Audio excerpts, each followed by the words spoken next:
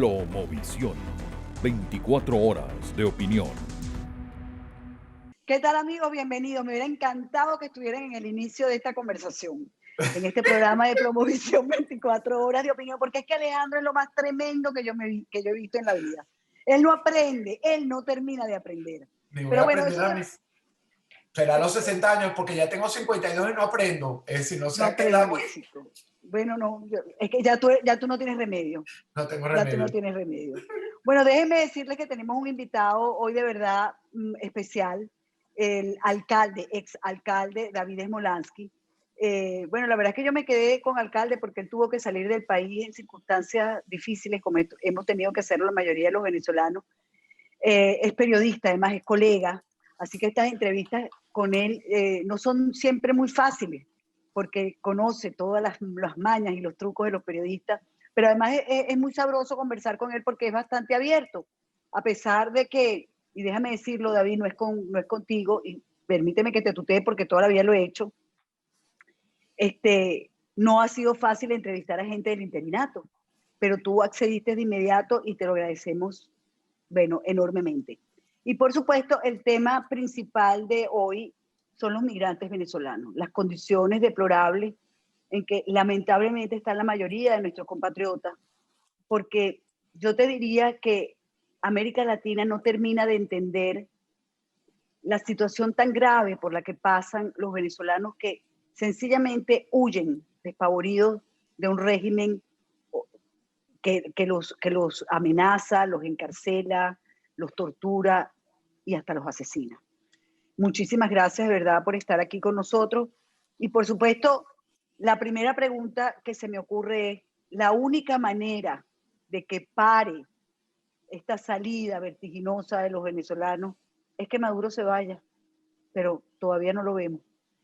Sabemos que eres el comisionado para los desplazados y los migrantes venezolanos en la OEA.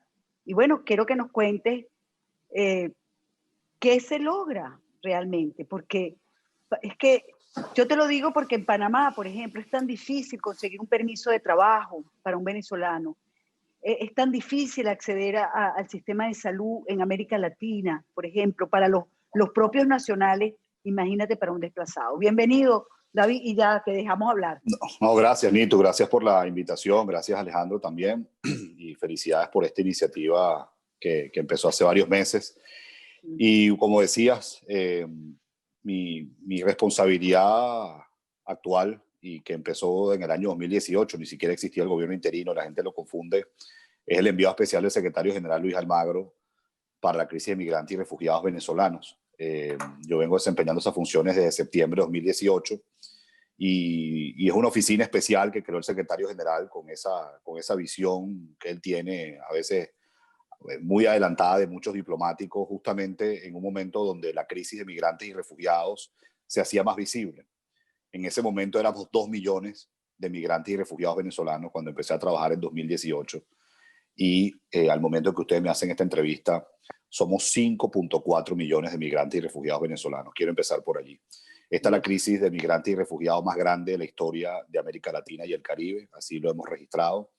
Es la segunda más grande del mundo, solamente superada por Siria, pero debo decir que Siria lleva 10 años en una guerra.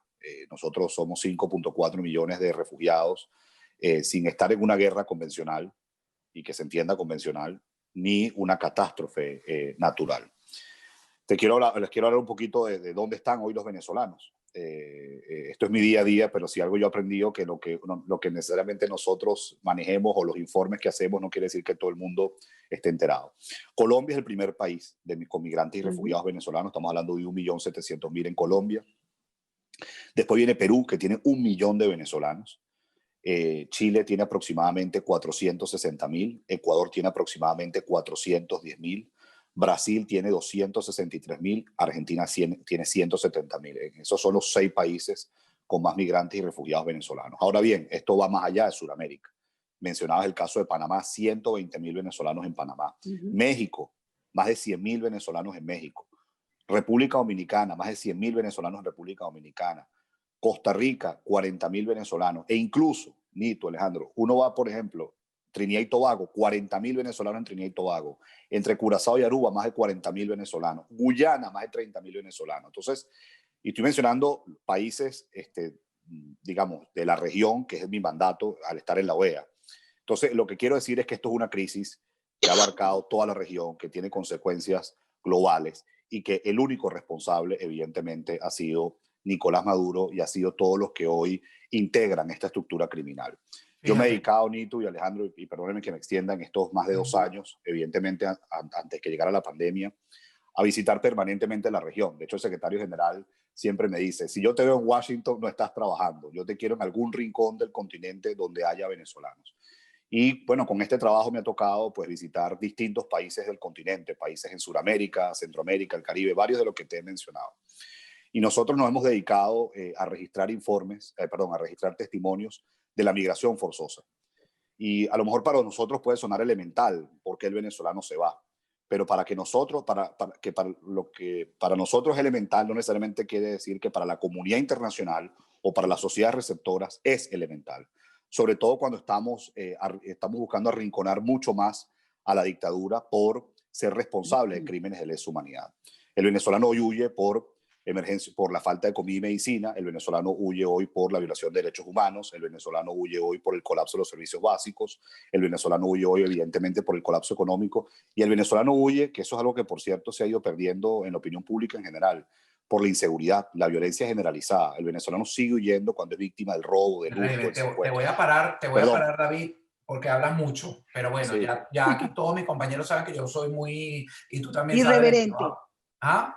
Irreverente. Sí, irreverente, y además esta situación que tú estás describiendo es dolorosa. Cuando tú hablas de esta cifra, es terrible hablar de lo que está pasando con el venezolano. Fíjate, David, además aprovecho me había quedado callado porque Gabio Neto y Alejandra Rodríguez me habían pedido que me portara muy bien contigo. Y dije, bueno, es difícil, como dice Nito, como lo dijo Nito al principio de la intervención, al inicio, que es raro y hasta dificultoso para uno como periodista crítico tener a un representante del gobierno interino de Juan Guaidó. Claro, yo soy un funcionario de la OEA, mi cargo formal es de la OEA. Pero trabaja para... No diluya la cosa. Existe trabaja para Juan Guaidó. Ok, chévere.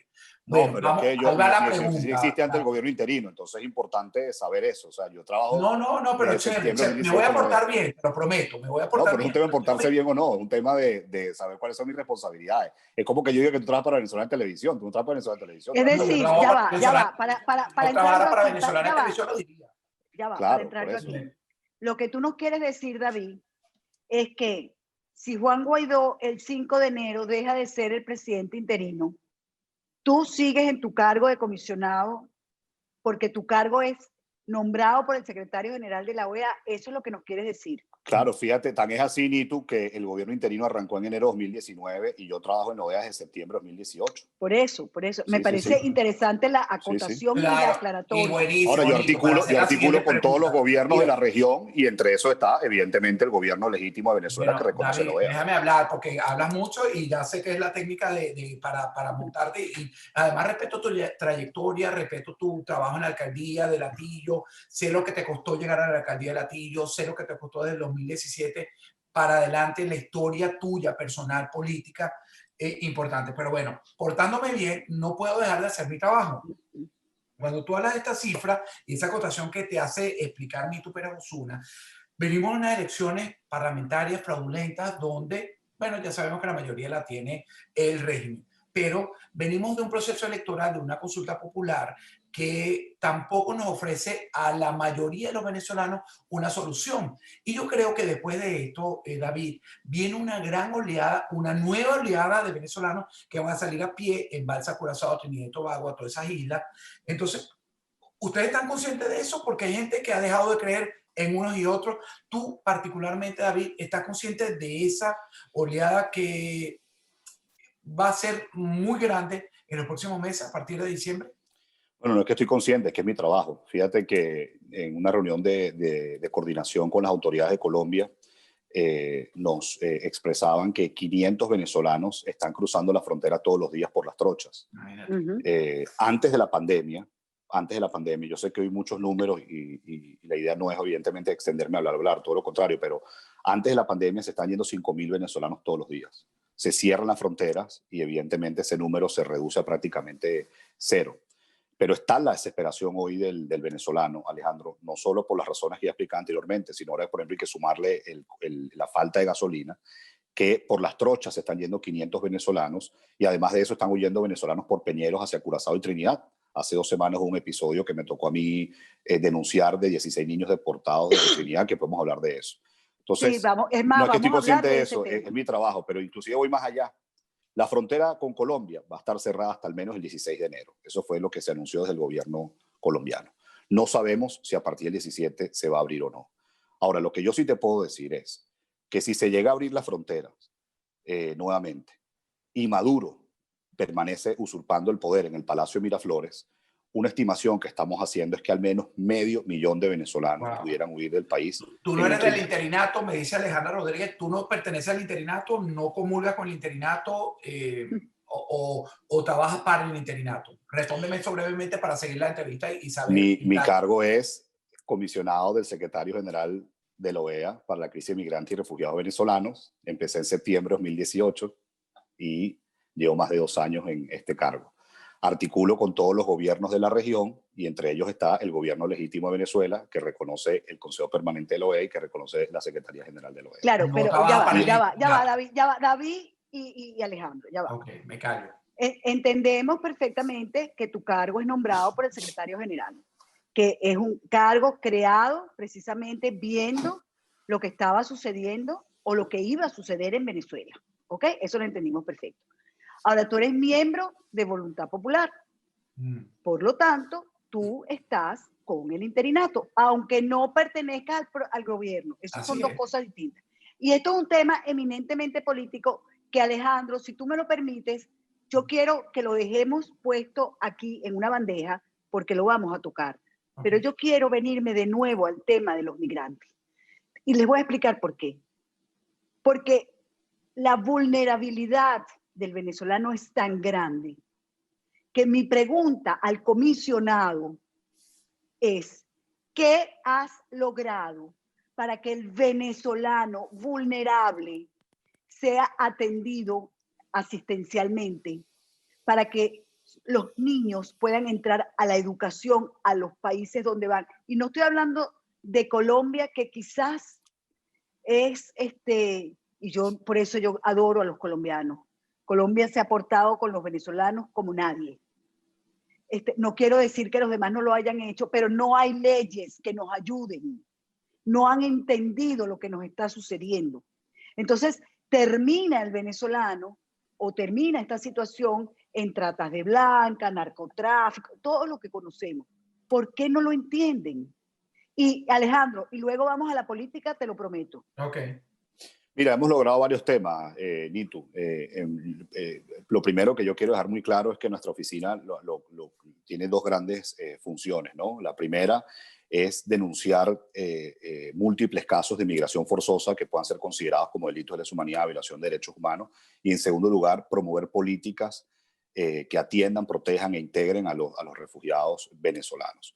Por ejemplo, en Brasil hemos logrado que más de 40.000 venezolanos tengan el estatus de refugiado. Y esto es muy importante porque le da protección permanente, se puede integrar mucho más fácil a los mercados laborales y en el caso de los jóvenes se puede integrar mucho más fácil a el sistema educativo. En el caso de Perú se logró algo importantísimo hace mes y medio, un decreto que va a permitir regularizar a cerca de 500.000 de venezolanos que hay en Perú. Incluso toma en cuenta a aquellos que hayan entrado por trocha a ese país, cosa que no todo el mundo hace. Colombia, ya lo mencionaba, pues más de 40%. Qué bueno saberlo. Mira, esa es una noticia que yo desconocía. Lo de Perú. Sí, muy bueno. Y no solamente eso, también con Perú se logró que el personal médico, profesionales de la salud, se les flexibilice la homologación de títulos y se integren entonces al sistema de salud peruano. Y hay muchos venezolanos trabajando en el sistema de salud peruano atendiendo a personas que han sido contagiadas por la pandemia. Costa Rica recientemente también se logró, y eso fue una recomendación nuestra que cuando visitamos ese país hace ya casi un año, que se creara una categoría especial de protección a los venezolanos que se le haya negado el estatus de refugiados. Y esto va no solamente para los venezolanos, sino también para los nicaragüenses y los cubanos, precisamente con esa visión de tres poblaciones que son víctimas de dictadura. Entonces, esas son las políticas que o se crean o se buscan agilizar desde nuestra oficina. Y bueno, así como eso, te pudiese mencionar muchas otras, porque lo que a mí más me quita el sueño, hablando específicamente de los migrantes y refugiados, más allá de su vulnerabilidad desde el punto de vista de nutrición o de salud, es el tema de la documentación, Alejandro. Ese tema es importantísimo porque es no dramático. hay. Es dramático porque 2,5 millones de venezolanos, aproximadamente no tienen pasaporte, o tienen un pasaporte vencido, o tienen un pasaporte que está próximo a vencer.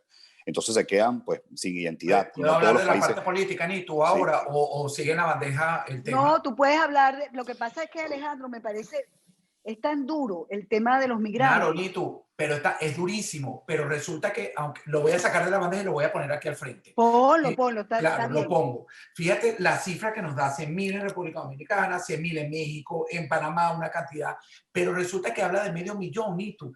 Pero ahora hablemos de ese tema, de lo que viene. Porque nadie le ha dado credibilidad ni a las elecciones parlamentarias ni a lo que esta consulta popular. Entonces lo que viene es una tragedia porque no hay una solución, David, a la parte social, a la parte de reivindicación de ese ciudadano que no tiene absolutamente nada dentro de Venezuela. Nosotros estamos fuera y tenemos algo. Nosotros estamos luchando, nosotros trabajamos precisamente para, fíjate, yo estoy llegando al trabajo desde las 7 de la mañana trabajando para la lucha para llevar a mis hijos adelante, a mis 3 hijos, Nito igualmente, a sus hijos y a sus nietos.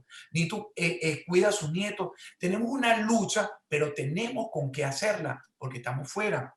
Hay gente que no tiene papeles, hay gente que no está comiendo, hay gente que no tiene posada, etcétera, etcétera. Pero bueno, si 500,000 se va a sumar mínimo, porque yo creo que es un poco más, yo ascendería la cifra a 1,000,000 por este desazón político que tenemos en Venezuela. David, quiero que me diga realmente qué está haciendo, qué va a hacer Guaidó si permanece como presidente encargado forever and ever y desde Washington, porque ya hoy asomó nuevamente, ya lo hizo la semana pasada, que él va a hacer un gobierno desde el exilio, probablemente desde ahí, desde Washington, y ustedes van a tener probablemente un gobierno con el presidente encargado. ¿Con qué se come eso ese venezolano que tiene que seguir saliendo a pie?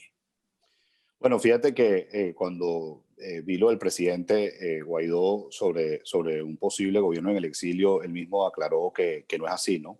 Él no está dispuesto a salir y está dispuesto a asumir cualquier riesgo, ¿no? Y creo que así lo ha dejado claro en estos 2 años.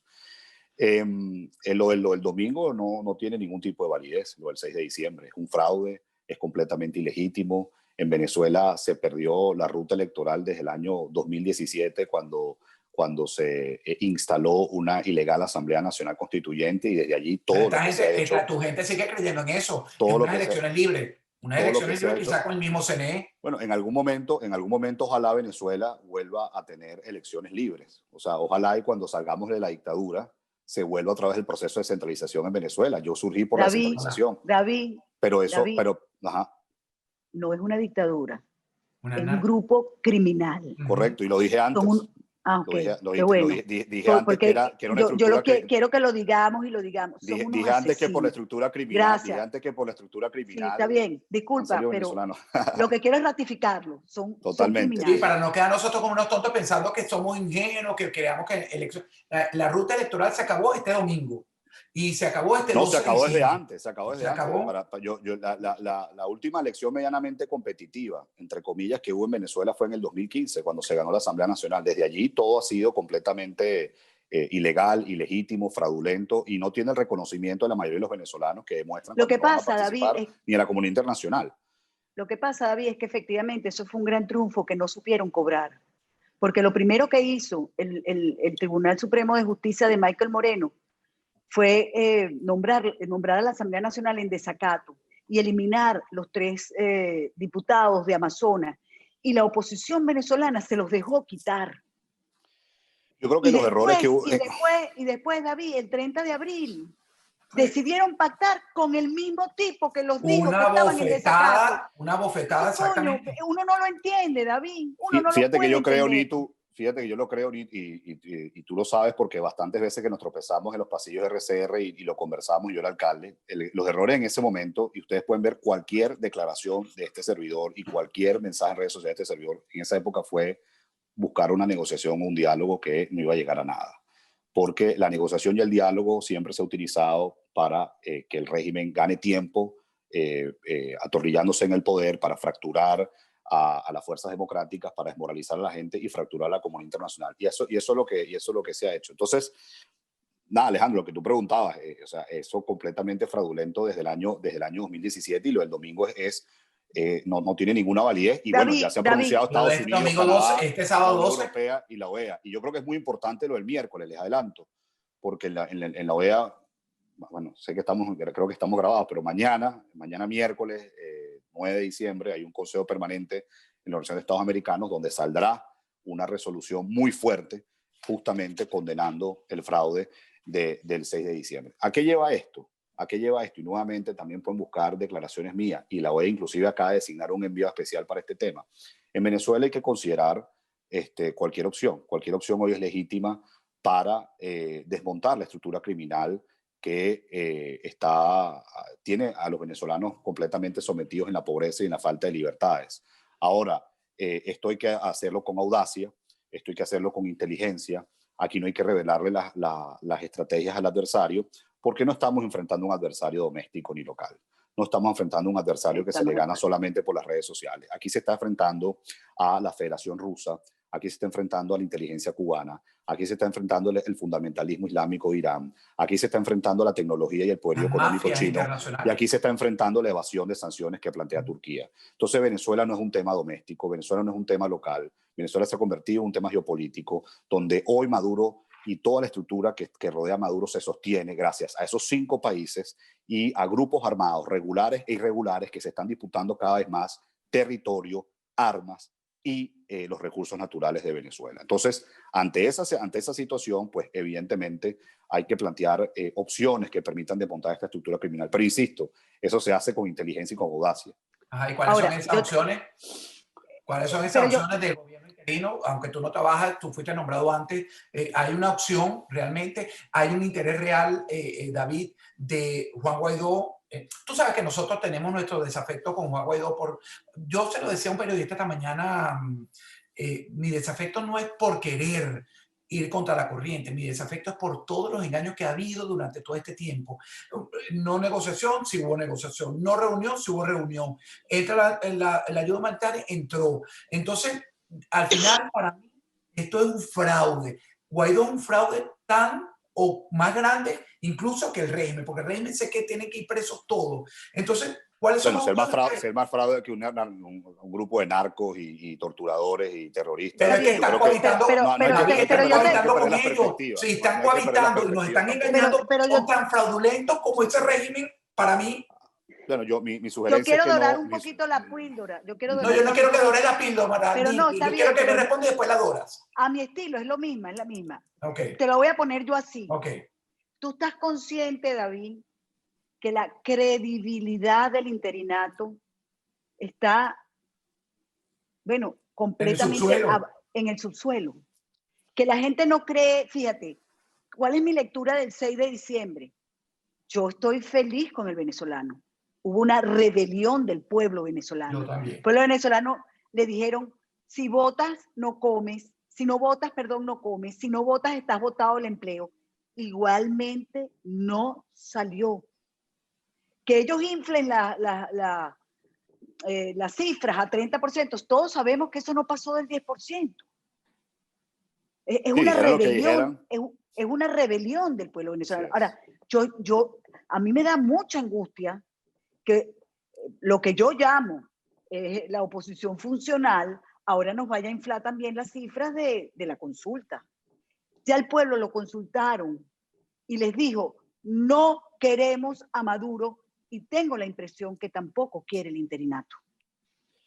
Yo creo que la gente sí quiere una institución legítima que los represente, porque en caso contrario, con todos los chantajes y las amenazas, hubiese habido quizás un comportamiento diferente el pasado domingo. Y fíjate, yo creo que hay un tema muy importante que no podemos perder de vista. Para que la comunidad internacional actúe, hace falta movilización interna. Podemos estar en desacuerdo, Nito, Alejandro, podemos estar en desacuerdo. Y créeme que yo he estado en sopotoscientas reuniones. Mi exilio no comenzó ayer ni hace un mes. Yo tengo 3 años exiliado y yo tengo 2 órdenes de arresto. El de y tengo 3 nosotros habitaciones. Por eso, yo lo sé, no, pero por eso lo estoy diciendo en general. O sea, somos 5.4 millones de personas que no hemos tenido que ir. Lo que quiero decir con esto es que yo lo que creo es que en Venezuela hablamos que las opciones electorales están agotadas en 2017. La credibilidad del interinato, ¿cómo la ves? Pero para contestar, no, estaba contestando la pregunta. Sí, pero está dando vuelta, David. Necesitamos al punto. Pues no me están dejando hacer yo quería hacer una pausa, seguir con una media hora, pero los productores ejecutivos no lo permiten. Pero bueno, de al grano. Ni tú me preguntó a mí sobre la consulta y yo le estaba diciendo a ella que el interinato, la comunidad internacional... Perdona el fastidio, porque se nos va a terminar el tiempo. ¿Tú crees en Guaidó? Yo creo que Guaidó ha hecho un trabajo bastante riesgoso e importante por la libertad de Venezuela. Es la persona que tiene que seguir liderándonos en el tiempo forever and ever. Y sí, no, nada es indefinido, Alejandro. Nada es indefinido. Pero entonces vamos a seguir hasta cuándo, como los cubanos, David. Perdona el fastidio, perdona lo incisivo. ¿Hasta cuándo? Porque entonces vamos a tener una consulta popular que al final estaba respondiéndolo a la consulta, de que la comunidad internacional... Bueno, tienes un minuto para responder. La comunidad internacional, una de las cosas que plantea la comunidad internacional, y podemos estar en desacuerdo, estaba diciendo cuando me interrumpiste, era que se pide movilización interna. Podemos estar en desacuerdo, estaba diciendo con eso. Podemos estar en desacuerdo con eso. Pero en todo caso, hay una movilización interna. ¿Qué puede aportar lo de esta semana? De que hay un llamado de la gente, dentro y fuera de Venezuela, a que la comunidad internacional actúe mucho más rápido y eleve mucho más la presión en contra de el régimen criminal de Nicolás Maduro. Y eso incluye, entonces, contemplar cualquier opción. Tú me preguntabas, Alejandro, antes, ¿cuál opción hay? La responsabilidad de proteger, por ejemplo. La responsabilidad de proteger una doctrina de Naciones Unidas. Pero ¿por qué les costó tanto hablar de la responsabilidad de proteger? Porque lo había dicho María Corina Machado. ¿Por qué les costó tanto? ¿Por qué les costó tanto el TIAR? ¿Por qué les ha costado? ¿Por qué nunca pudieron discutir el 187 numeral 11? El TIAR que te puedo decir se activó dentro de la OEA. Oye, me consta a mí todo el esfuerzo que hizo el embajador Tarre, no solo por lo que se ve en los medios de comunicación, sino cómo convencer a todos los países miembros de ese tratado para que se aprobara. David. Pero es porque no es una decisión unilateral de Venezuela, Anito. Pero les costaba convencer a más de 10 países. Les costaba hablar. Oye, el TIAR tiene más de un año aprobado, tiene más casi año y medio aprobado. ¿Y desde cuándo lo estábamos pidiendo? Pero eso se aprobó en septiembre del año pasado. Pero teníamos 3 años pidiéndolo y teníamos 3 años pidiendo el 187 numeral 11. Yo la primera vez, que lo que pidiéramos nos los iban a dar. A lo mejor yo estoy desinformado. Yo la primera vez que empecé el Tratado de Río en 2019. Pero el TIAR fue en 2019. Bueno, estaba respondiendo. La responsabilidad de proteger. Se habla de la responsabilidad de proteger y la gente no sabe a veces lo que es la responsabilidad de proteger. La responsabilidad de proteger, ¿por qué se plantea ahora? Es una doctrina de Naciones Unidas. Es una doctrina, por ejemplo, que se ha utilizado en otros países. ¿Por qué se está planteando lo que se conoce en inglés como el R2P? Porque tiene 3 pilares. El primer pilar es, se tienen que prevenir crímenes de lesa humanidad y atrocidades. En Venezuela ya se pasó ese punto. Se tiene que agotar soluciones solución de conflictos negociada. Sabemos que en Venezuela se logra la negociación. Bueno, se está planteando esta como una tercera opción, es el tercer pilar cuando es legítimo el uso de la fuerza, entonces para prevenir que un mayor número de personas sean víctimas de crímenes de lesa humanidad. Ahora, hay algo que hay que entender, y yo sé que genera mucha impotencia, créanmelo. O sea, uno no puede llegar a Naciones Unidas o a la OEA y pensar de que se cuenta con ya los votos y mañana se va a aprobar. Ojalá fuese así. La parte política ya nos ha demostrado, la OEA, la ONU, toda esta parte nos ha demostrado que no sirve para nada, que no nos va a solucionar los problemas de esa gente que está comiendo en la calle. Bueno, pero es el sistema que existe, nos gusta o no, Alejandro. Estamos hablando al principio de la entrevista del tema de los migrantes y refugiados. ¿Tú sabes qué es lo que sería plantear en todo el continente?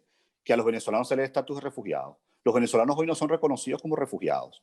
Solamente Brasil y México reconocen a los venezolanos como Imagínate tú refugiados. cuando le sumes medio millón más, entonces Y no lo vamos a mirar, reconocen porque no hay la voluntad, tíranos porque no hay la voluntad política. Entonces, lo tenemos que que yo hacer quiero algo decir, objetivo. por eso lo que yo quiero decir hoy es que lo que había comentado antes es que lo de Venezuela hoy no es un problema doméstico ni local, sino que hay intereses externos muy poderosos y de ahí se necesita el apoyo del mundo libre. Entonces, David, pero el mundo libre no nos ha apoyado. Son 50 países que no sabemos hasta cuándo nos van a seguir apoyando. yo creo que se puede hacer más, Alejandro. Se puede Pero hacer que más se es puede... seguir dando dinero para que vivan y convivan este grupo. No. Ya va, déjame explicarlo. Sí. Porque yo se lo digo a la gente. Ustedes cobran dinero. Tú cobras en tu cargo dinero o no. Pero yo trabajo, Alejandro, ¿qué tiene de malo eso? Claro, pero el venezolano está en la cola y comiendo la basura esperando un dinero que ustedes lo tienen. Alejandro, Entonces, yo no doy ayuda humanitaria. No, pero es que perdona, pero es que que ustedes tienen dinero. Pero tú cobras por tu trabajo también. Pero el venezolano no tiene una solución. Pero así como tú sales temprano y me estás diciendo que trabajas por tus hijas, yo también trabajo por mis padres. Claro, pero es que yo no te estoy condenando a ti, David, estoy condenando a la parte pero es que lo estás diciendo de una manera, y olvidándonos de esos 5.4 millones de venezolanos que no tienen un dólar. No. Ustedes sí tienen, ustedes están, pero ese venezolano yo lo que te quiero decir, ustedes trabajan por ellos. Pero no te acabo de decir los logros que hemos tenido en mi función. Bueno, para mí no son logros. Si yo estuviera en la calle comiendo con basura, para mí no es un logro. Pero Alejandro, yo tengo una responsabilidad con migrante y refugiado fuera, esa es mi competencia. Ese es tu cargo, claro, y lo respeto, bien, bueno, entonces, lo respeto. Perfecto. Pero resulta que no es una solución, es una parte política. Ni tú habla tú para no pelearme con David. No estoy peleando, pero es bueno poner aquí también las perspectivas, los alcances que cada quien tiene y la responsabilidad que cada quien tiene. Y te voy a decir algo, Alejandro, te voy a decir algo con toda responsabilidad porque ni tú me conoces. Mucho se habla de los políticos, pero yo soy, perdón, Nito, mucho se habla de los políticos venezolanos, pero yo soy uno de los pocos políticos que ha manejado dinero público. Yo soy uno de los pocos políticos que ha manejado dinero público porque yo fui alcalde. ¿Cuánto ganas tú, David? ¿Cuánto ganas tú? Y ni tú sabes, perdón, déjame ¿Cuánto ganas tú? Ni tú en sabes. Tu trabajo, ¿cuánto ganas tú? Yo no voy a decir cuánto gano. Ok. Voy a decir, pero resulta que cuando una gente que nos esté viendo en Venezuela, una gente que... David, ojo, no es contigo. No he terminado, Alejandro, no he terminado de lo que estás diciendo. Yo se habla mucho de los políticos. Y ni tú lo sabes, porque yo me tropezaba con él. No importa que ni tú lo sepas. No, está bien, porque es importante. Yo sé tu carrera política desde que empezaste antes de la pero es que, ¿sabes qué, Alejandro? Es que me molesta que ustedes no terminan de ver, no terminan de terminar. Yo soy de los pocos políticos. Yo soy de los pocos políticos que yo he manejado dinero público, porque cuando tú eres alcalde y tienes funciones ejecutivas, manejas dinero público. Dime un escándalo de corrupción cuando fue alcalde. Dime uno. Nos reconocieron entre las alcaldías más transparentes de Venezuela en un país donde está sumergido por la corrupción. Transparencia internacional. David, eso, bueno, vamos a poner las cosas en perspectiva, por Dios. Ya va, David. Eso y tú sabes bien. Porque yo le decía de casos de corrupción que había en el Latillo. Yo no te estoy acusando de corrupto. Habla, Nito, para ver si yo no me estaba acusando. Es todo lo que yo quiero expresar. La verdad es que se reconoció la transparencia en el manejo de los dineros públicos de tu alcaldía y eso no está en discusión en este momento. Yo entiendo la angustia de Alejandro porque yo la comparto. Es lo que él te ha querido decir, es lo que yo creo.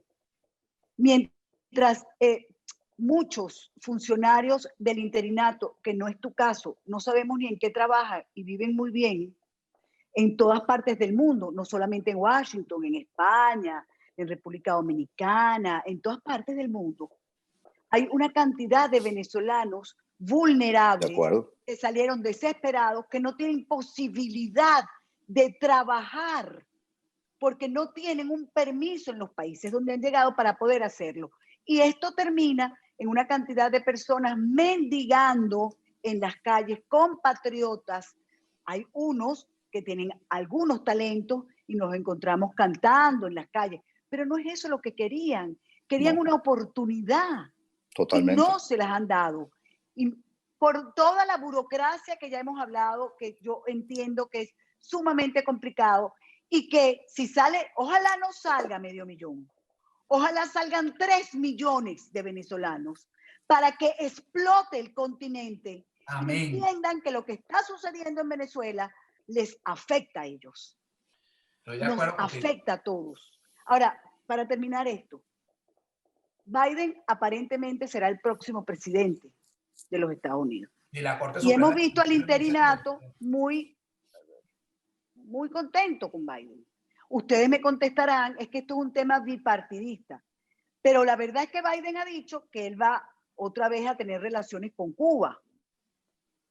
Biden ha dicho que hay que bajarle un poco la presión a las sanciones. Y hoy el Washington Post, que ha apoyado a Biden, dice que es un fraude las elecciones en Venezuela, pero que hay que buscar una manera de negociar. Sí, de hecho dice Nitu que el editorial de Washington Post dice que hay que reconsiderar las sanciones, cosa que yo pues no comparto lo más mínimo, y de hecho yo he expresado públicamente que no he conocido al primer venezolano que se haya ido del país, inclusive en la situación más vulnerable que te puedas imaginar, como por ejemplo los que he visitado en los campamentos de refugiados en Brasil, que me han dicho que se fueron por las sanciones. Así de errado me parece que está el editorial de Washington Post el día de hoy.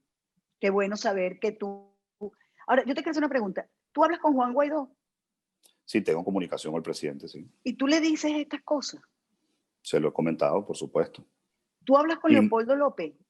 También hablo con Leopoldo López y hablo con muchos y tú le dices a y te pregunto, ¿a ti te parece lógico que Leopoldo López diga que si hay unas elecciones libres, Maduro puede participar, que ha matado a todos, ha asesinado a los venezolanos y los ha lanzado fuera de su país? Un hombre que ni siquiera sabemos dónde nació.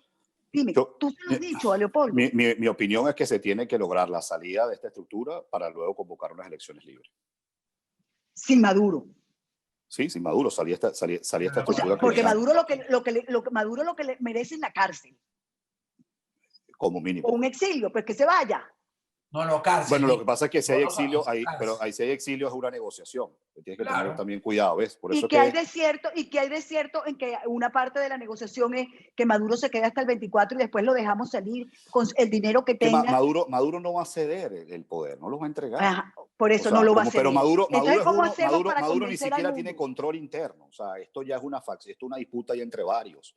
Ahí está Diosdado Cabello, ahí está Tarek El Aizami, ahí está Néstor Reverol, ahí está Padrino López, ahí está Remigio Ceballos, ahí están nuevamente los 5 países que le dan sostenibilidad a la dictadura, están los grupos irregulares armados, como ha proliferado el ELN, los colectivos armados.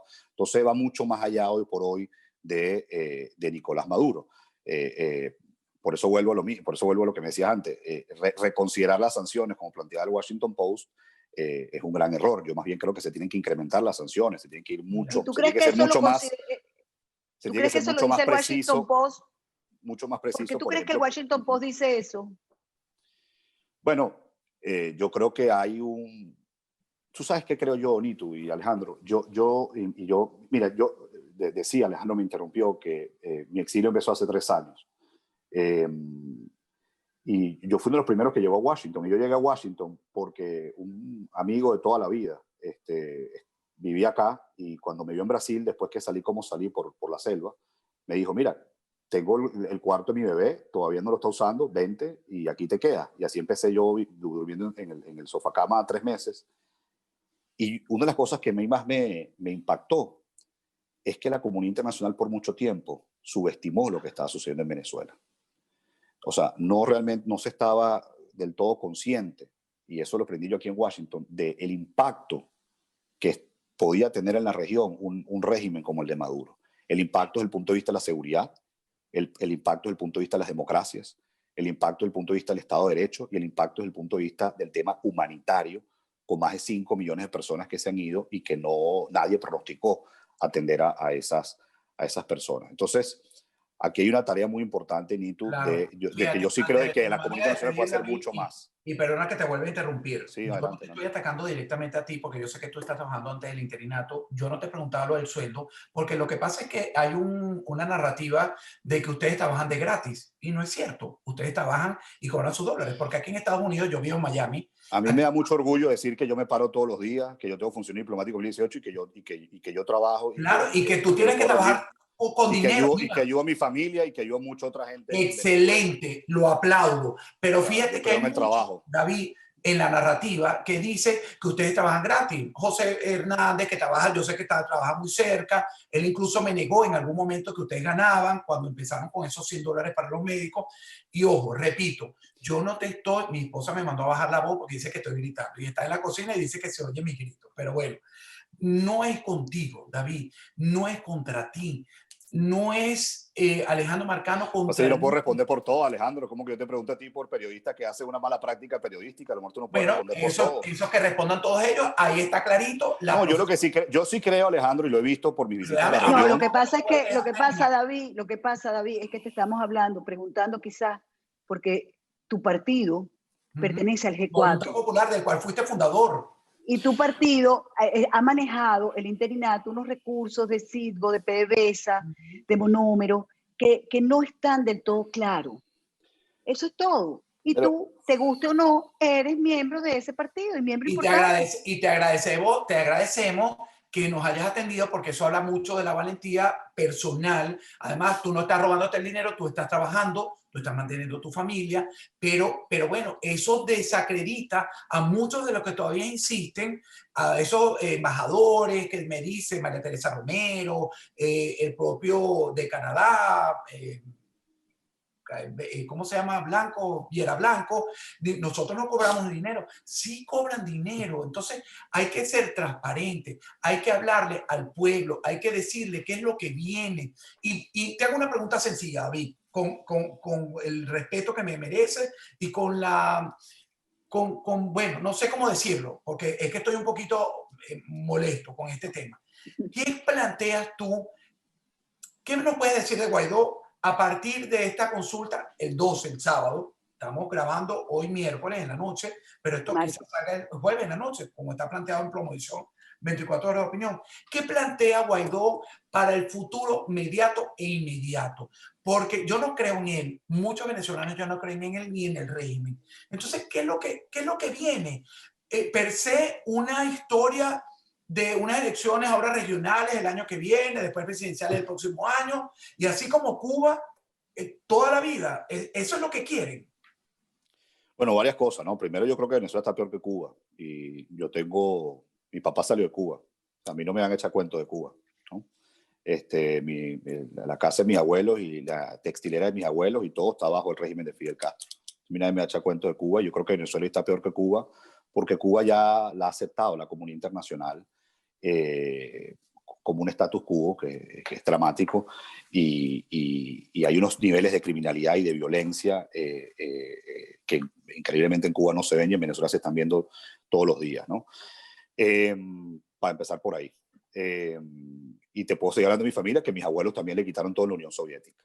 Entonces yo a mí el comunismo, a mí no me ha venido hecho cuento porque tengo Pero 70 años viendo por eso. lo menos sabes lo que se parecen esos sistemas. No, bastante, lo que es perder el trabajo, lo que es perder la casa, Por eso lo es que que a mí me empezar de encanta cero y hablar separarse de la contigo. familia. Y David, a separarse mí de la me familia. encanta.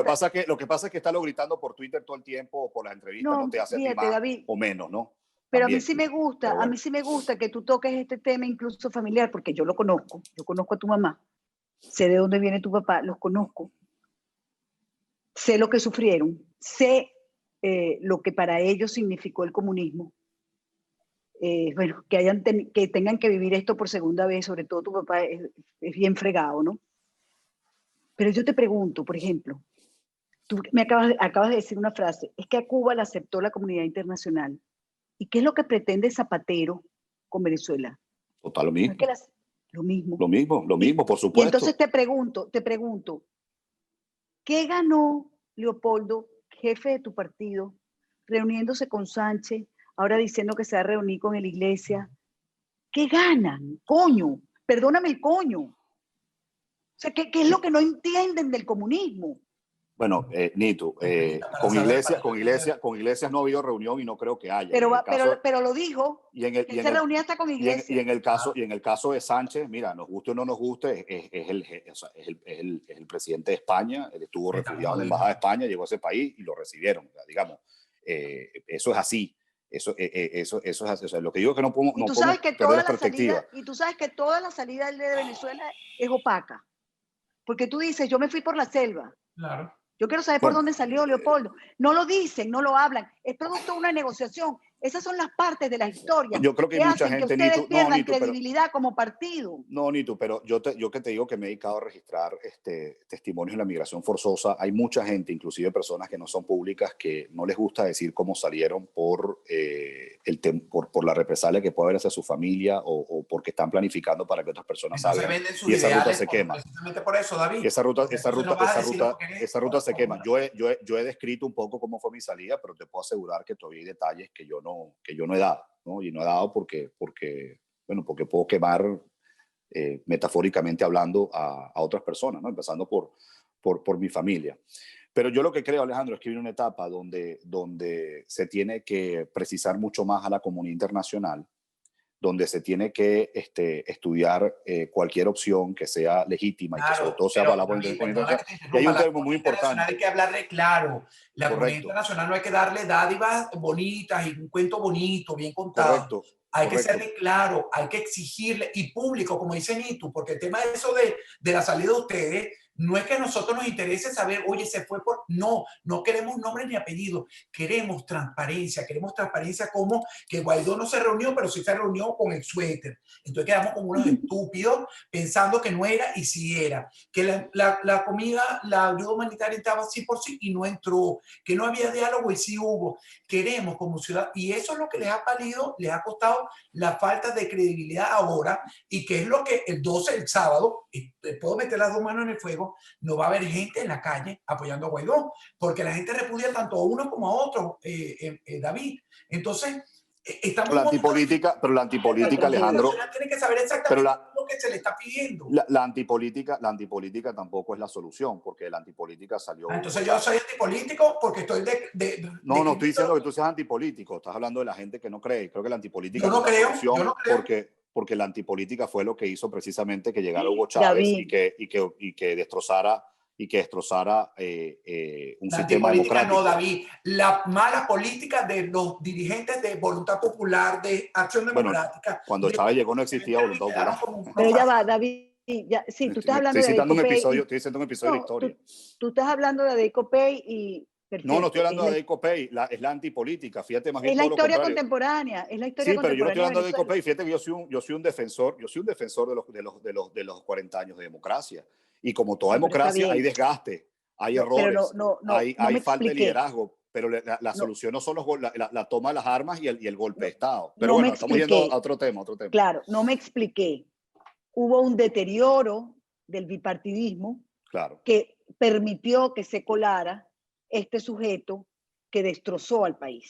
Espero O sea, que estés ¿ok? tomando Pero resulta que ahora, Café. déjame terminar, café. resulta que ahora, el 23 de diciembre, el 23 de enero de hace 2 años, cuando el señor Guaidó juró, Venezuela fue una bocanada de oxígeno para los venezolanos.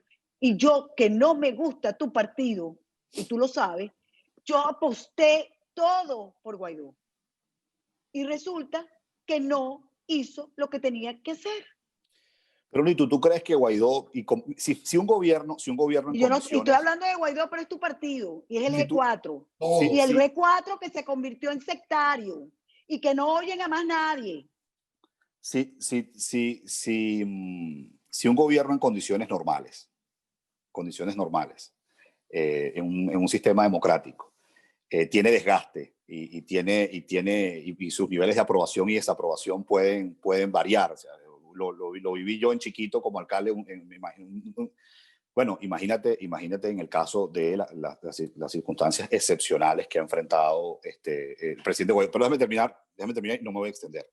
Dale, rápido. Como todo gobierno puede haber desgaste, como todo gobierno puede haber errores y como todo gobierno puede haber oportunidades de mejora.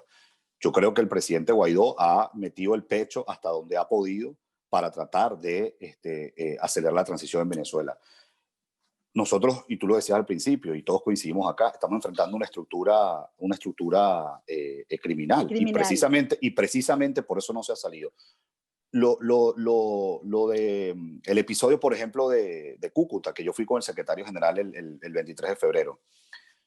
se quemó la ayuda humanitaria, se bloqueó, no entró. ¿Pero por qué? Porque son criminales, como cuando llega, por ejemplo, al Médicos Sin Fronteras y expulsan a Médicos Sin Fronteras de Venezuela, o a 27 organizaciones no gubernamentales ahorita las están, en este momento que estamos haciendo esta entrevista, a 27 ONG humanitarias en Venezuela las están allanando y están arrestando y ellos son apolíticos, apartidistas y se dedican única y exclusivamente a programas de nutrición y atención médica. Y aún así el régimen va por ello y ellos tienen el aval de Naciones Unidas. Entonces, también entendamos la magnitud, y cuando digo entendamos, no, yo sé que ustedes lo tienen claro, a lo que se está enfrentando, porque yo lo decía al principio, y eso sí se subestima en la comunidad internacional, y eso sí lo subestima en la prensa, sobre todo venezolana y mundial, y sí lo subestima muchos actores políticos. Venezuela hoy, nos guste o no, pasó a ser una pieza del tablero geopolítico mundial, y Maduro hoy está respaldado por actores peligrosísimos. Rusia y China son potencias mundiales que tienen poder de veto en el Consejo de Seguridad. Una cosa, David, Irán, la inteligencia cubana y Turquía. No se desgasta y no tiene miedo a mostrarse como es.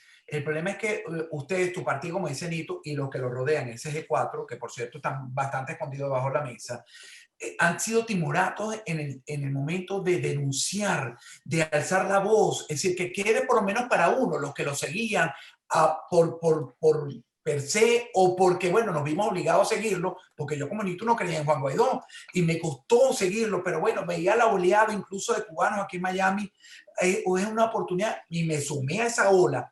Pero ¿por qué han sido tan timoratos? ¿Por qué? Ok, Guaidó ha fracasado, pero es que yo pienso que no ha hecho lo debido, no ha hecho lo suficiente o ha hecho más. No ha puesto ¿Qué es lo debido, Alejandro? O sea, para entenderte un poco. Lo debido es denunciarlo, es pedir una ayuda internacional. Señores, solo no podemos, David. Solo mira, no. yo creo que fue eso. Pero David, yo creo que, mira, hay muchos errores. Pero digamos que tú sabes muy bien que mientras se exigían sanciones por un lado, por otro lado había gente que iba a decir, ya va, no sancionen a fulano, no sancionen a su... Y eso está malísimo. Y tú sabes qué pasó. Y tú sabes que también pasó que había gente que sabía cómo era lo de las sanciones y los llamaban. Fulano, tú sabes que te van a sancionar, pero yo te puedo ayudar. Y tú sabes qué pasó.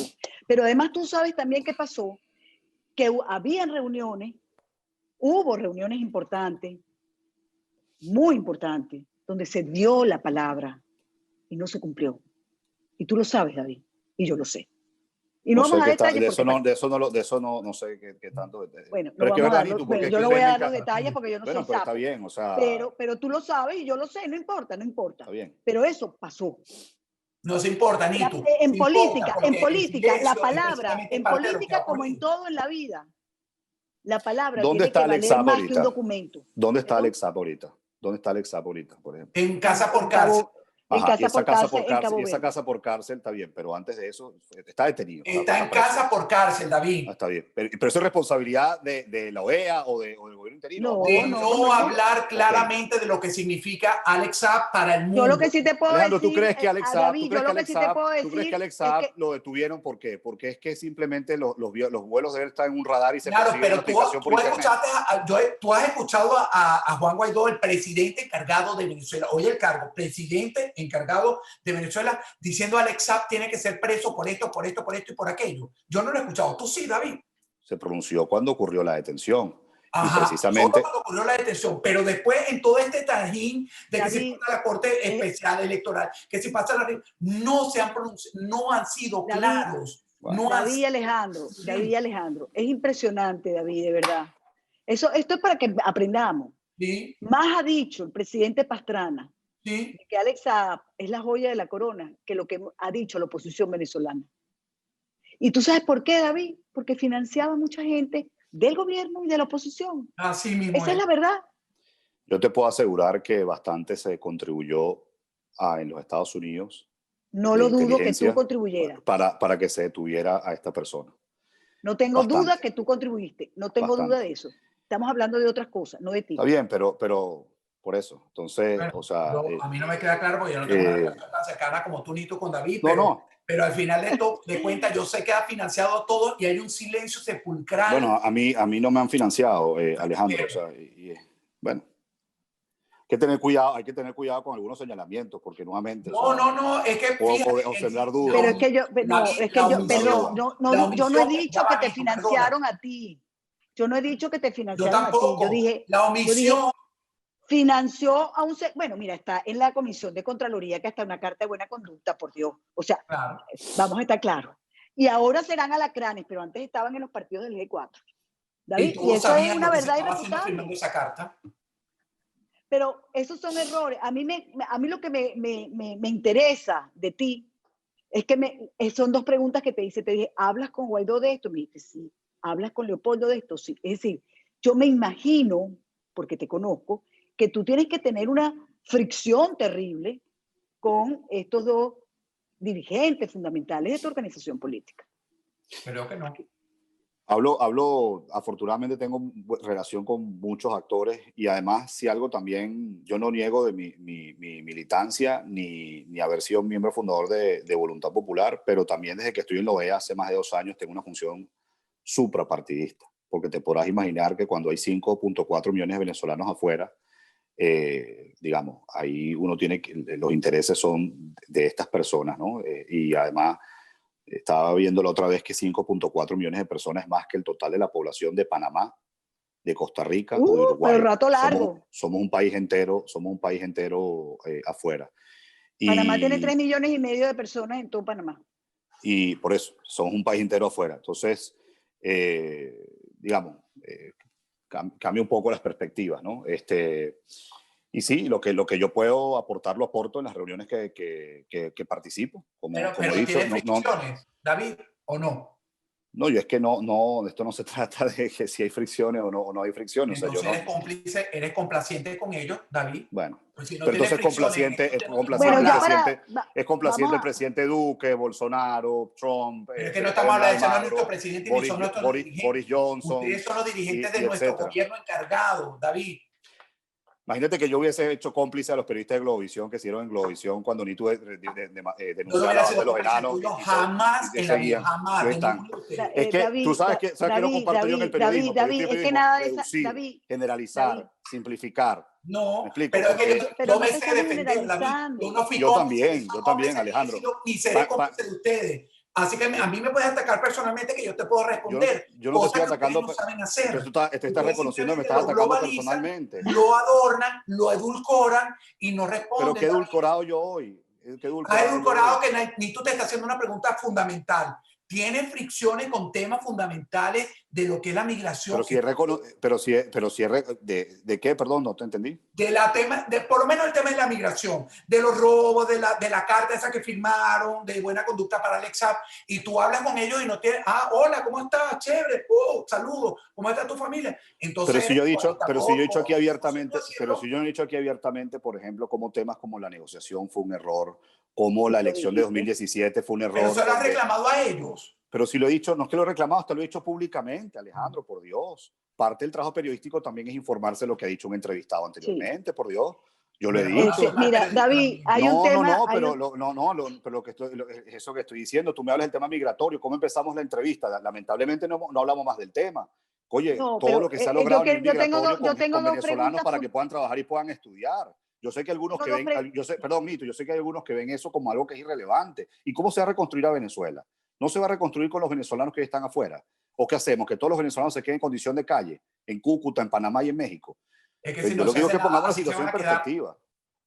No es irrelevante. Yo creo que lo más importante para que todo esto, para ponerle un parado a esto, lo más importante es salir de Maduro y del régimen completo del régimen.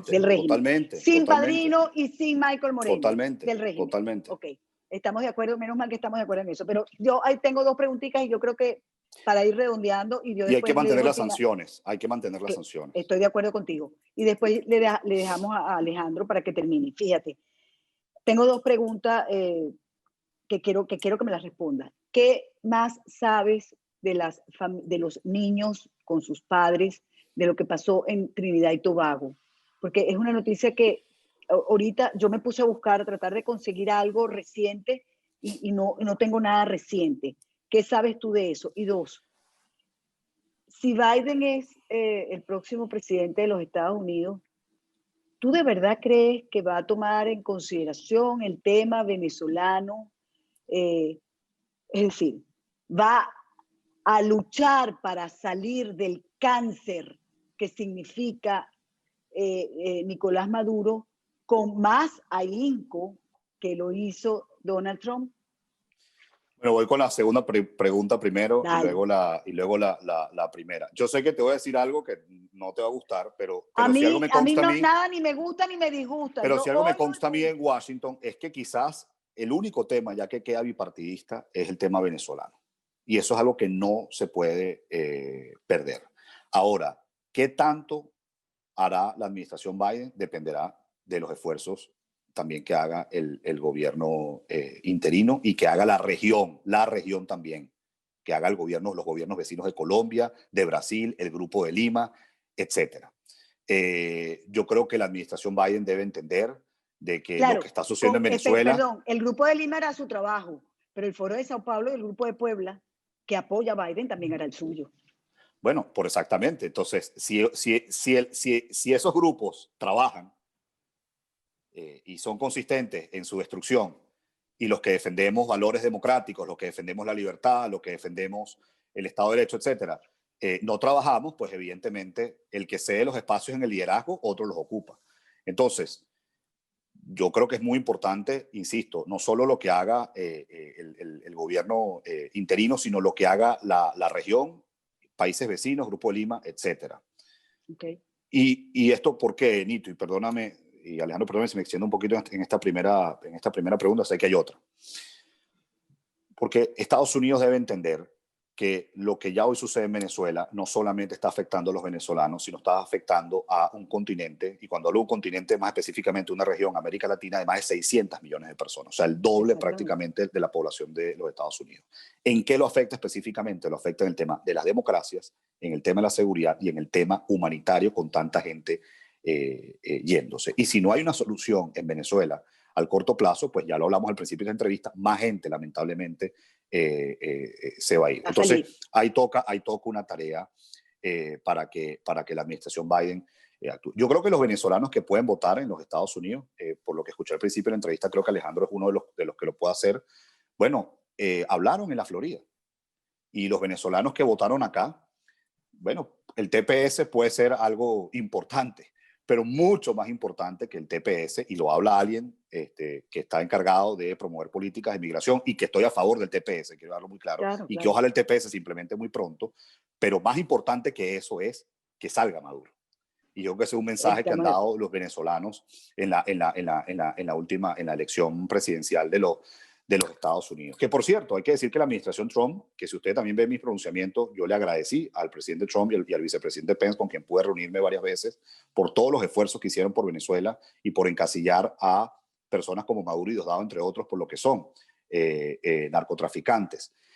Y debo decir que desde el punto de vista migratorio, a pesar de que siempre pueden haber cosas que mejorar, esta administración hizo algo sin precedentes, aceptar los pasaportes venezolanos vencidos, cosa que otras nacionalidades no pueden decir aquí. Y eso no es poca cosa para un país que tiene restricción migratoria. Con la primera pregunta de los niños de Trinidad y Tobago, que pensé que también íbamos a hablar un poco de eso, esto es una situación muy delicada y ustedes que tienen la oportunidad de informar, por favor no lo dejen de hacer.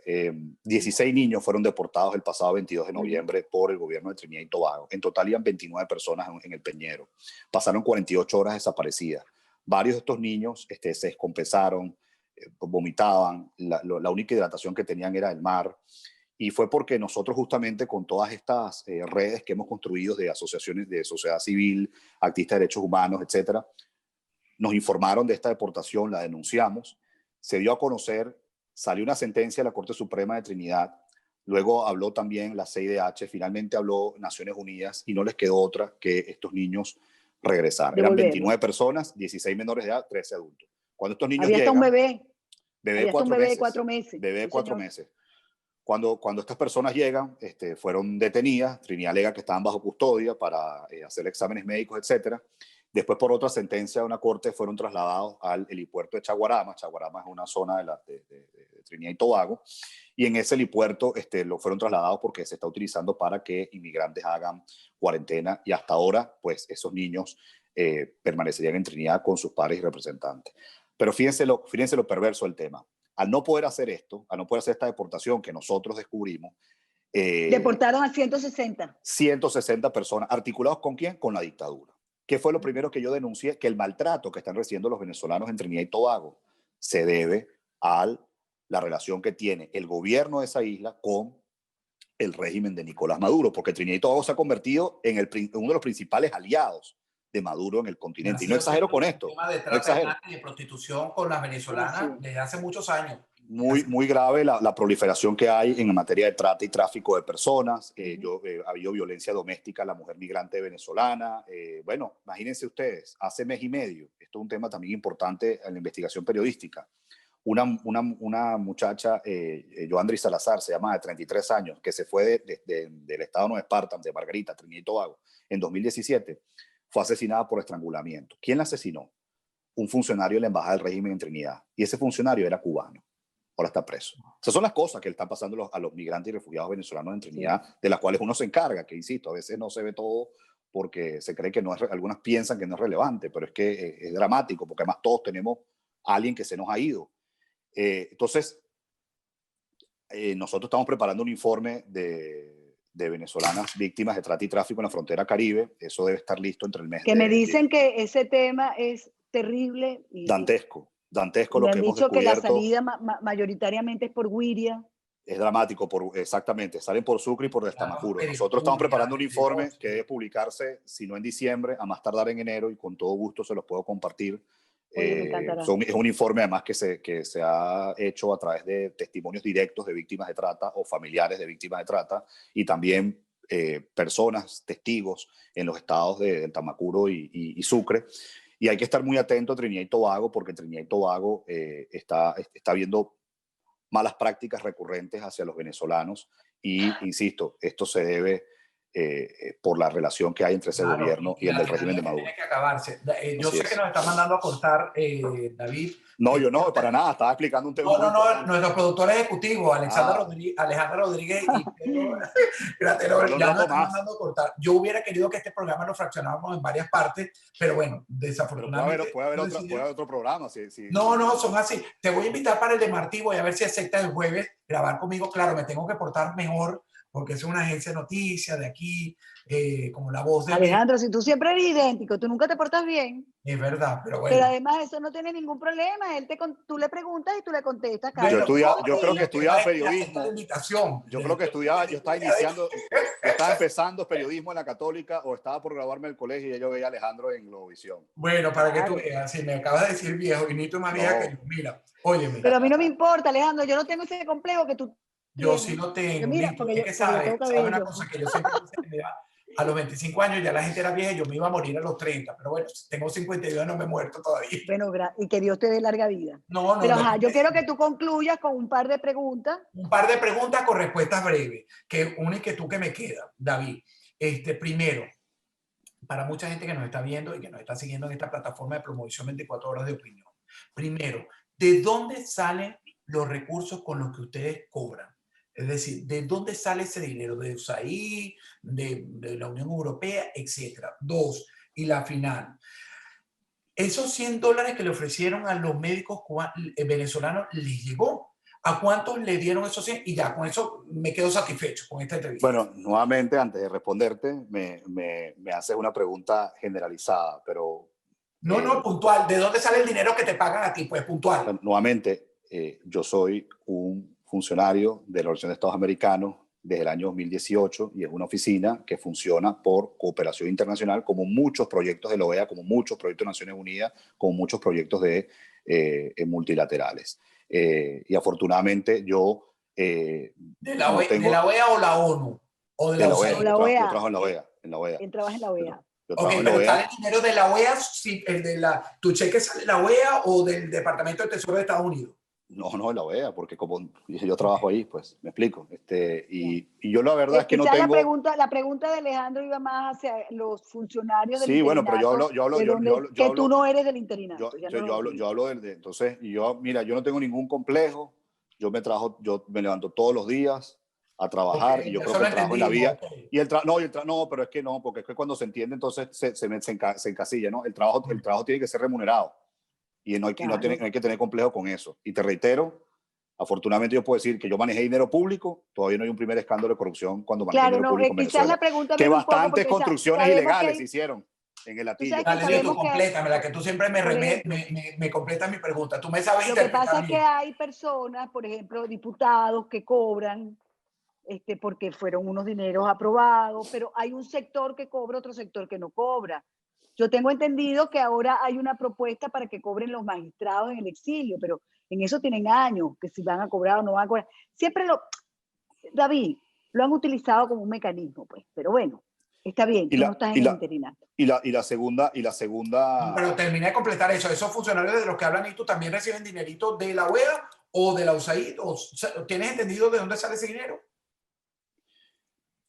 no ¿de quién? No te estoy hablando del mío. De esos Yo hablo por mí. funcionarios, de Julio Borges, de Carlos Vecchio, de Gustavo Bueno, Marcán. hay fondos de cooperación internacional que buscan honrar, bueno, no de cooperación internacional, son fondos venezolanos realmente, lo que se llama el Fondo de Liberación, entiendo, eso salió de la Asamblea Nacional, que busca cubrir distintos programas como los Héroes de la Salud, donde hay, por ejemplo, la diputada Manuela Bolívar ha hecho un trabajo muy importante y se ha asegurado a que muchos personal de salud en Venezuela tenga este beneficio, entre otras cosas. Entonces, eso es respondiendo tus dos Ahora la preguntas. última, pues esos funcionarios, Manuela Bolívar, no solo todos los médicos, esos que se enfrentaron al COVID, que siguen Los médicos sí, los médicos sí, hay testimonios de ellos, muchos otros, y otros no han podido hablar porque si hablan, bueno, te podrás imaginar lo que les ocurre, pues, ¿no?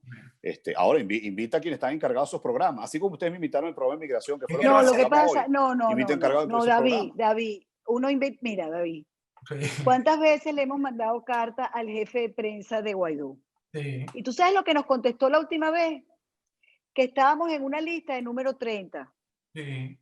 porque él tenía múltiples entrevistas. Yo nunca le he visto, o sea, Pero yo no le he siempre visto las sale con 30. algunos periodistas Pero repetidos, siempre su problema es que él tiene mucha gente y no nos puede atender. no nos pueden atender. Entonces, mira, es gravísimo que el presidente encargado no se atreva a un diálogo de esta naturaleza. O cuando yo me enfrenté a él, como en la rueda de prensa que tú la debes haber visto en Miami, me mandó a callar cuando apenas terminaba de hacerle la pregunta. Que mi pregunta era por qué no le hacía caso, David. ¿Tú lo viste? ¿Cuál pregunta? ¿Cuándo fue Cuando eso? yo estuve en la rueda de prensa que él estuvo cuando su visita a Miami, la gente gritaba intervención, intervención. Y yo le fui a hacer la pregunta que no quería Johan Merchan, que yo le preguntara, porque me anoté de cuarto, que le preguntara por qué le desoyó ese llamado de la intervención de todo el público que estaba presente. Un momentico, te paro ahí. What the fuck, ¿por qué me mandas a callar? Eso, fíjate, tú te ríes, pero no es de risa. Bueno, Simplemente me da risa tu expresión en inglés. bueno, what the fuck, coño de la madre, ¿por qué? ¿Por qué no me respondes si tú eres un funcionario público que debe rendirle cuenta a todos los funcionarios y a los venezolanos? Yo soy venezolano más, aunque vivo en Miami. Sí, y yo creo que un reto que habrá, que hay en Venezuela sobre todo cuando haya No democracia. Venezuela, Guaidó, háblame de Guaidó. No, pero en general hay que crear mecanismos. Yo he estado estudiando mucho eso de garantías de transparencia en el Estado. Eso en Venezuela se... Tú sabes lo que tenemos que, Alejandro, tú sabes lo que tenemos que practicar cuando... Sabes que los políticos, evidentemente, y diplomáticos, servidores públicos en general, siempre van a estar mucho más expuestos, ¿no? Obvio. Pero aquí hay una sociedad cómplice en Venezuela. Eso da para otro espacio. Pero aquí hay periodistas y medios de comunicación que también es dudosa procedencia.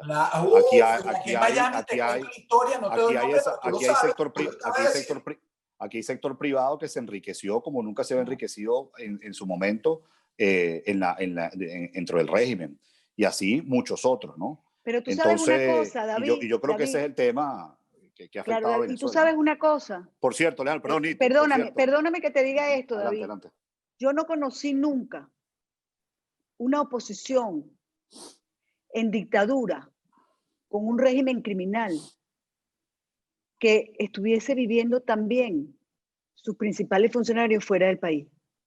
Porque yo soy hija de un hombre que luchó contra Pérez Jiménez. Y yo conocí a todos esos señores que lucharon contra Pérez Jiménez. Y yo nunca vi los signos de riqueza que yo le veo a muchos dirigentes de esta oposición. Pero yo creo que el trabajo periodístico, Nitu, es, y yo sé que a lo mejor ustedes van a decir, no sé qué, una respuesta a lugar común, pero Ese yo creo que es el poco, es no generalizar. Porque cuando Pero se yo no te estoy generaliza, porque generalizando. cuando no, Yo no te estoy yo lo sé, generalizando. Estamos puntualizando, David. no, Ese yo es sé, el problema, que ustedes entienden no, que generalizamos y nosotros puntualizamos. Y yo no estoy hablando de ti, pero tú eres- yo sí creo que hay, yo sí creo que también así como hay eso, y te lo digo sobre todo porque me ha tocado a mí visitar la región, como hablamos al principio de la entrevista, con el tema inmigrante y refugiados, yo sí creo que hay funcionarios de verdad que son honestos, y que están haciendo Enuméramelo para y que, saber. no, bueno, los hay, No, sí los hay. sobre todo Sí, muchos claro que los hay. embajadores. Pero bueno. Bueno, yo te puedo hablar de muchos embajadores que he visto donde viven o he visto donde tienen que resolver sí, para literalmente poder vivir y están haciendo esto por una profunda convicción y los ayuda a los familiares. Y eso es verdad. Y eso. Y entonces, Fíjate que eso cuando es digo verdad. generalizar, Alejandro, no me Eso malinterpretes, es es que verdad. Yo, por ejemplo, yo no te se puedo puede meter hablar a de todo la... el mundo en un saco de mala Alejandro, práctica. Alejandro y David, yo te puedo hablar de la embajadora de Panamá, de Guaidó, Fabiola. De Fabiola, Eso es una mujer así es. que además ella trabajaba aquí de hace mucho tiempo. Y bueno, pero le gusta Guaidó y le gusta esto, pues. Y le pidieron el favor y lo hizo. Y lo ha sacado de su bolsillo. Y conozco además mucha gente que le ha ayudado. Y ahí es donde yo creo que esa diferenciación, Nito, es lo que yo Yo creo ahí que, estoy absolutamente clarísima en eso. Ahora, las cabezas. que por cierto, Nito, me acordé mucho de ti porque me acuerdo de una entrevista que tú me hiciste en RCR, que me hablaba de la gestión de Latillo y me hablabas de, bueno, en ese momento la unidad, etcétera, la Cámara Municipal, y yo te hablaba de un concejal que se llamaba José Gregorio Correa, que fue síndico de Latillo. Que lo conocemos nosotros, que Y tú me dijiste, es la primera denuncia pública que yo recibo. Y yo decía, bueno, y lo estoy hablando con toda la... Yo decía, yo asumo la responsabilidad. Pero ya yo Bueno, sabía quién era él. ¿sabes dónde Ya terminó? yo sabía quién era el sujeto. Bueno, pero me acuerdo que ¿y sabes dónde Y me terminó? encantó, es que me encantó que la hicieras pública. Bueno, hace 5 años fue eso. ¿Y dónde terminó ahorita? Se lanzó en el fraude del 6 de diciembre. Claro. Bueno, tú sabes que José Gregorio Correa fue el hombre que le mandó a pedir a Gorrín, y Gorrín a su vez al que era en ese momento director del SAIME, que ahorita no recuerdo el nombre, pero lo tengo anotadito, que me anularan el pasaporte. Pero, y esto no es un cuento, esto no es un chisme. O sea, chisme, yo estaba te lo creo. en Panamá y me llamaron por teléfono, me dijeron, mira, si te das para Venezuela te van a anular el pasaporte. Y dije, bueno, no tengo opción porque yo voy para Venezuela. Que por cierto, bueno, no. Pero además, él lo sabe. José Gregorio Correa se lo dijimos con las pruebas, porque ¿quién lo acusa? Su jefe. Es el primero que cuenta. Así es la vida, porque todos se acusan entre ellos y las verdades siempre se saben. Pero mira, me encantó conversar contigo. Hay un tema que Igualmente. se nos quedó. Tú hablaste de los... Hay varios que se nos quedaron, pero yo quiero terminar aquí con una reflexión. Yo lamento mucho en lo que ha caído el periodismo, no solamente nacional, sino mundial. Yo diría que el periodismo mundial. Y lo hemos visto con las elecciones norteamericanas, lo hemos visto con denuncias gravísimas, por ejemplo, contra el hijo de Biden, Hunter Biden, que la silenciaron hasta en las plataformas, en las redes sociales. Eso a mí me llama poderosamente la atención. Claro que hay periodistas venezolanos pagados por el régimen, pero también es verdad que hay periodistas pagados por la oposición funcional. No es el caso mío, no es el caso de Alejandro, quizás por eso somos muy libres de decir todas las cosas que decimos. Cuando vuelva la democracia en Venezuela, habrá que enseñarle a las nuevas generaciones lo que es hacer periodismo en democracia y habrá que enseñarle a los políticos que se tienen que enfrentar al escrutinio de la prensa como lo has hecho hoy tú, y yo eso lo celebro. Te lo celebro y te lo agradezco. Yo también, a pesar de que, fíjate, que trataron de censurarme y pensé por algún momento no participar en la entrevista, porque Gaby Oneto, que está conectada por allí viendo junto a Alejandro Rodríguez, tiene que tratarlo bien y no hay vaina que me arreche que lo traten de autocensurar a uno, porque eso no lo vivimos nosotros ni siquiera en Globovisión. Pero ellos no lo hicieron por autocensura. Tú lo que pasa es que tú no entiendes. A mí cuando me dicen, trátalo bien, es que le haga las preguntas correctas que le tengo que hacer. Bueno, pero fíjate, para terminar y cierro con esto, David, mi hija Guillermina, que están oyendo aquí en la casa, son las 10:26 de la noche, mi hija dice, Dios santo, pues yo la confronto con el novio de esa misma manera. Mi papá cuando me hace preguntas piensa que soy un funcionario que trabaja para Guaidó. Le dice a la mamá de porque yo soy así. ¿Qué edad tiene tu hija? 26 ¿Qué edad tiene? Va a cumplir ahorita el 29 de diciembre. ¿Y es periodista como tú? Estudió comunicación, se graduó en la FIU, pero otra rama esa que yo todavía no entiendo. Estoy viejo. En redes sociales, una vaina esa nueva que hay en Estados Unidos. Mira, no, pero como Nitu, te lo voy a decir y te lo agradezco. No hay nada más sabroso que confrontar a la gente y uno tener respuesta. Aunque no sea la que uno quiere, pero uno al final no quiere la respuesta que uno desea, sino enfrentarlo, que ustedes se sepan defender. Y yo me quito el sombrero contigo, David Smolansky. He seguido tu carrera desde que eras dirigente juvenil, desde que tuviste que salir del exilio, de lo que pasó en el 2017, y ahora estoy orgulloso de haberte entrevistado, orgulloso de que te pares temprano y cobres tu dinero, porque nadie tiene que trabajar gratis. En este país, en Estados Unidos, todo cuesta. Y qué sabroso decir, sí cobro, porque mi trabajo vale. Entonces yo estoy muy orgulloso de eso y te agradezco nuevamente. Esto es para que me den la entrevista para TV Martí el jueves a las 12 del mediodía. Después otro guardia puede cantar. No, Ay, no, David, la coordinamos. mira, La David, coordinamos es que yo te he dicho, esto es terrible. Esto hay que, tú sabes, irlo llevando. Pero de verdad, encantado. No sé si tienes alguna, que te damos un minuto para que le digas algo a los venezolanos migrantes, no sé. Bueno, primero agradecerles a ustedes por la oportunidad y la franqueza, y en ningún momento yo apoyo la censura, autocensura en el medio, pero sí, díselo a Alejandro, obviamente, pero sí el respeto. Y miren, yo tengo más de 3 años exiliado. Yo pasé 35 días en clandestinidad, salí por una selva a Brasil. Permíteme si me extiendo un poco más de un minuto. Está bien. Y cuando yo llego a Brasil, y después me toca estar en el aeropuerto de Boavista, que es la ciudad más cercana a la frontera de Venezuela, yo lo primero que veo, era muy tarde, era medianoche ya, lo primero que veo eran venezolanos, unos estaban literalmente tirados en el piso dentro del aeropuerto, durmiendo, viendo si había un pasaje para otra ciudad de Brasil, otro país de Sudamérica. Vi a un señor vendiendo cigarrillos afuera del aeropuerto, vi a una señora con su hija chiquita vendiendo dulces, y yo decía, ¿quién se está encargando de esto, no?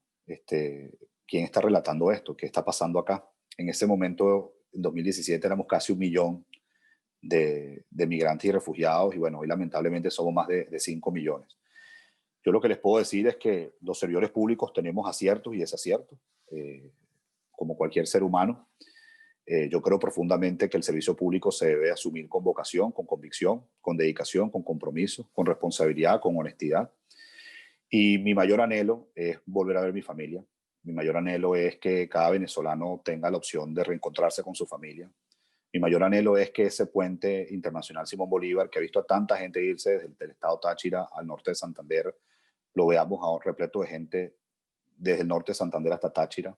Mi mayor anhelo es que el aeropuerto internacional de Maiquetía colapse de aviones aterrizando y que cada quien se baje de ese avión a reencontrarse con su familia en el aeropuerto internacional de Maiquetía. Que en esta época tan dura, porque ha empezado a ser dura, cuando llega diciembre, nos podemos comer una yaca con nuestra abuela en Navidad, podemos ir a una Plaza Bolívar un 31 de diciembre y abrazarnos con nuestros seres queridos y celebrar el Año Nuevo, que podamos pasar un cumpleaños, algo tan sencillo como un cumpleaños o el acto de grado de un hijo, o ver crecer un nieto en persona y no por una cámara. Eso es mi mayor anhelo. Creo que eso es más poderoso que recuperar la libertad, el reencuentro de la familia, porque eso es lo más perverso que nos ha tocado vivir, cómo nos han desmembrado de la familia y nuestros seres queridos. Y yo todos los días me levanto, créanme que todos los días yo me levanto para que no solamente los venezolanos que estamos afuera, sus condiciones mejoren, sino también para que salga la dictadura, porque saliendo la dictadura es que la familia se va a poder reencontrar. Y cuando la familia se reencuentre, y cuando tenga mis hijos, que espero tenerlo, y cuando tenga mis nietos, y que ellos puedan crecer en Venezuela y que la migración no sea una opción, yo soy el hombre más feliz del mundo. Y eso es lo que yo hago todos los días. Así que gracias por esta oportunidad. Estoy a la orden para futuras ocasiones. Te salió lo político, bonito al final, ese discurso bonito. Ojalá que así sea. Ojalá que así sea. Amén, amén, que sea así. Muchísimas gracias, de verdad, por habernos aceptado la entrevista. Y con ustedes, amigos, sencillamente hasta un próximo Plomovisión, 24 horas de opinión. Alejandro, di algo. Nada, me encanta trabajar contigo en estos programas. Yo sé que me porto malísimo, pero aprendí de ti de la mejor. Yo te quiero mucho, los quiero a los dos. Un abrazo. Porque si ustedes no se acuerdan, esto era Yo Prometo. Era. Si te gustó este contenido, suscríbete a nuestro canal y activa las notificaciones. Plomovisión, 24 horas de opinión.